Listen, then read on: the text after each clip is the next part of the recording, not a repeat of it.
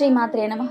దీపావళి రోజు దీపాలు వెలిగించవలసిన 8 పవిత్ర స్థానాల్లో మొదటిది సింహద్వారం. మహాలక్ష్మీదేవికి ఆవాహనం పలికే ప్రదేశం సింహద్వారం. తర్వాత ధాన్యలక్ష్మి కొలువుండే స్టోర్ రూమ్, పప్పులు ఉప్పులు దాచే గది. తర్వాత డబ్బు ఉంచే ప్రదేశాలైన బీరువాలు. తర్వాత వాహనలక్ష్మి స్వరూపమైన వాహనాల దగ్గర. తర్వాత జలాశయాలు, బోర్లు, బావిలు ఇలాంటి ప్రదేశాల్లో ఒక దీపం ఉంచుకుంటాం.